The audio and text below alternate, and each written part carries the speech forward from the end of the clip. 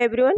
मित्रों, आज की क्लास में हम सभी कुछ चर्चा करेंगे कि जीआईसी प्रयोक्ता परीक्षा 2026 में जो प्रस्तावित होने वाली है।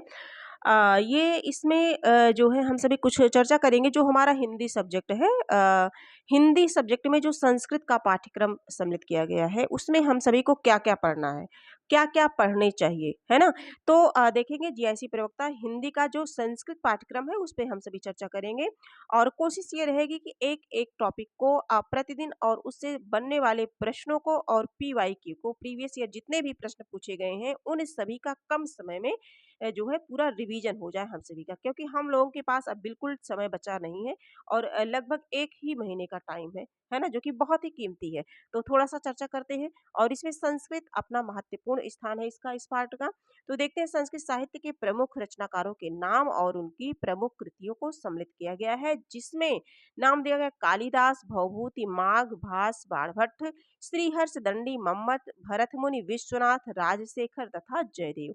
इनसे संबंधित तथ्यों को, इनकी रचनाओं को, है ना? और इन्होंने जो नाटक लिखे हैं, जो एकांकी लिखे हैं, जो महाकाव्य लिखे हैं, जो खंड काव्य लिखे हैं, किसमें कितने सर्ग हैं, है ना?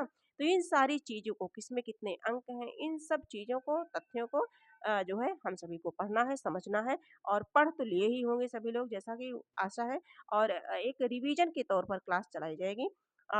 आगे हम सभी देखेंगे जो है संस्कृत व्याकरण की अगर बात किया जाए तो स्वर संधि है, व्यंजन संधि है, विसर्ग संधि है ना? इसके साथ-साथ उपसर्ग, प्रत्यय, विभक्ति चिन्ह है।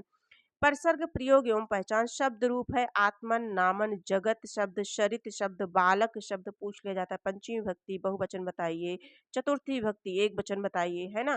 तो अस्मद और इस्मद मोस्ट इम्पोर्टेंट है, यहाँ से भी प्रश्न बनता है ना? 1-2 प्रश्न आ ही जाते हैं। इसी तरह से धातु की अगर बात करें तो पा धातु, गम धातु, पठ धातु, हस धातु इत्यादि को सम्मिलित किया गया है और हिंदी वाक्यों का संस्कृत में अनुवाद। अब खास बात हम देखेंगे ये तो रहा हमारा इतना सिलेबस जो कि हिंदी के सब्जेक्ट में जो संस्कृत का पाठ्यक्रम सम्मिलित किया गया है उन सभी का। अब आगे हम सभी देखेंगे कि हमें ज़्यादा सावधानी क्या बरतनी है। संस्कृत भाग बहुत गहरा नहीं आता, ये सभी परिचित हैं। केवल बेसिक और उसके लेखक और रचनाएँ और व्याकरण ज़्यादा पूछा जाता है ना? हिंदी वैकल्पिक पेपर में भी संस्कृत साहित्य और व्याकरण शामिल रहता है। तो आगे देखेंगे हम तैयारी किस तरह से करें। संस्कृत को अलग विषय की तरह नहीं पढ़ें अगर हम चाहें कि बहुत विस्तृत, बहुत डीपली क्योंकि संस्कृत सब्जेक्ट तो हमारा है नहीं, बस हिंदी हमारा सब्जेक्ट है और जहाँ हिंदी रहती है, वहाँ तो संस्कृत रहना ही रहना है ना? तो क्योंकि संस्कृत सभी भाषाओं की जननी है। तो देखेंगे हम सभी कि संस्कृत को अलग से हम सभी को नहीं तैयारी करना है बल्कि हिंदी साहित्य के सहायक एक भाग के रूप में पढ़ना है, ना कि हम बहुत विस्तृत, बहुत डिटेल में पढ़ें। और लेखक और रचनाएँ तो मोस्ट इम्पोर्टेंट है और बेसिक व्याकरण ये दोनों चीज़ें हमें ध्यान बहुत ख़ास ध्यान देना है। तो यदि आप सभी इस क्लास को इसका एक शॉर्ट कर मतलब रिवीजन चाहते हैं, है ना? रिवीजन यानी कि जितना मैं बताऊँगी, जितना हम लोग पढ़ेंगे उन्हीं में से प्रश्न बनेगा। यदि आप इस क्लास को करना चाहते हैं तो आप इसे ज़्यादा से ज़्यादा लाइक करें और अपने सुझाव रखें कमेंट में ज़रूर बताएँ कि हाँ, आप ये क्लास करना चाहते हैं। क्योंकि यदि आप ये करना चाहेंगे तो समय तो बहुत कम है, तो उन्हीं कम समय में से मैं समय निकाल कर के पूरी मेहनत करके मैं पूरा जो संस्कृत का सिलेबस है हिंदी में उन सभी को एक-एक टॉपिक के माध्यम से और उनसे जितने भी बनने वाले प्रश्न हैं, उन सभी को मैं कराऊँगी और इसके साथ-साथ प्रीवियस ईयर क्वेश्चन को भी मैं इसमें सम्मिलित करूँगी।